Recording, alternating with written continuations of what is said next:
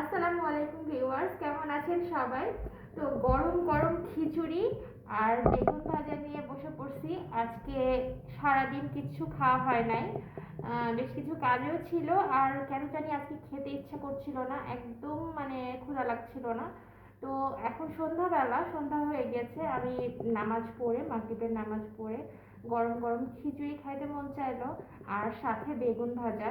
মানে শীতের বেগুন ভাজাটা কিন্তু অনেক সফট হয়, অনেক নরম হয়।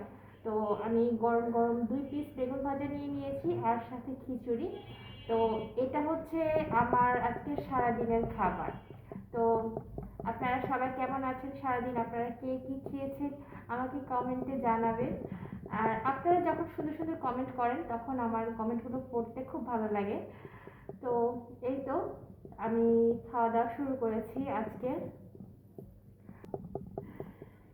খিচুড়িটা আজকে অনেক মজা হয়েছে, এত সুন্দর স্মেল আসতেছে, মানে এত সুন্দর ঘ্রাণ আসতেছে।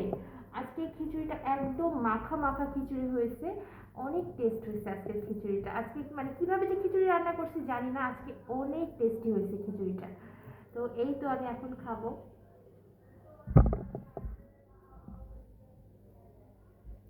আমার বেগুন ভাজার এই স্কিনটা খাইতে খুব মজা লাগে, একটু মুচমুচে হয় আর ভেতরটা একদম নরম হয়, খেতে খুব ভালো লাগে।